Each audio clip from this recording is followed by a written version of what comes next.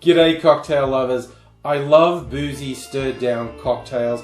One of my favorites is the New Orleans classic, the Vieux Carre, which is French for the old square. And I love that. And I also love there are so many variations and riffs on it. And it's also quite easy to come up with riffs on your own as well, because you look at the elements and go, oh, it's kind of like that, but we'll bring a different note in. This is a variation, not of my creation. It's called the Vieille Place, which is still meaning the old square, but that's the feminine version, because the French are weird like that. They have masculine and feminine. I didn't know you could have masculine and feminine of the same thing, but I know very little about foreign languages. I'm just believing what I'm reading. This is the feminine version, and it's got quite a few ingredients in it. I want to have a little bit of a taste, and then I'll take you through the ingredients.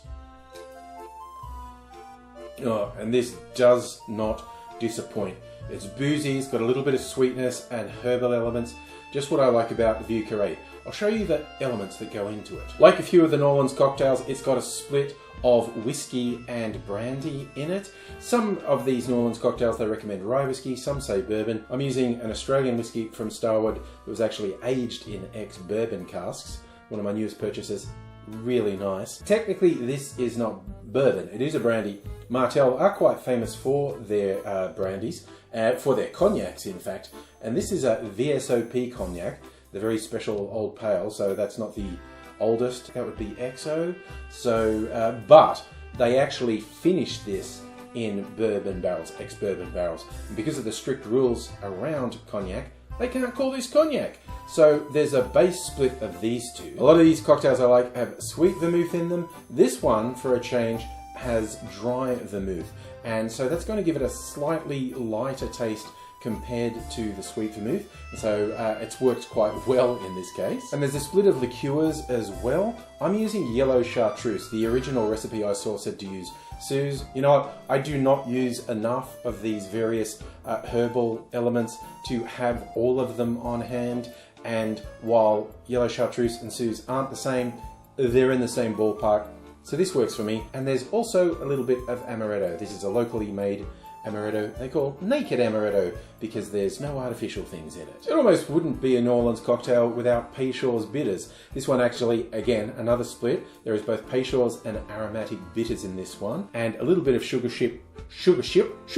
We're on the good sugar ship. That's a good ship lollipop? I don't know. Sugar syrup. And I think I'll just leave that in the video. Sugar syrup ties it all together. Add a lot of elements in here. I'll show you how we make it. In a mixing glass, put just under an ounce, around 25 mils of whiskey. And then the same amount, just under an ounce, 25 mils of brandy.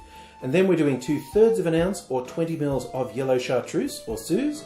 And half an ounce or 15 mils of dry vermouth, and just around a bar spoon or 5 mils of amaretto. And then we're doing 1/3 of an ounce or 10 mils of sugar syrup. Rounding things out, we have 1 dash of peychaud's bitters and 1 dash of aromatic bitters. Add ice to the glass, stir that for 20 to 25 seconds to chill and dilute the drink, and then strain that into a rocks glass over a big chunk of ice, preferably sexy clear ice. And for garnishes, my favourite for this type of drink, I'm doing a twist of orange peel and a maraschino cherry on a skewer. I do like to talk up the sexy clear ice, and as I often do when I'm making a cocktail that has it in it, stay tuned for the link because I have a super easy way to do it that doesn't require special equipment and doesn't take up a huge amount of freezer space, like putting a mini cooler in there, and you get a great result. I just think the clear ice looks so good in these cocktails. I really enjoy using it, and I really enjoy the taste of this one too, most importantly. It's a fun template to play with.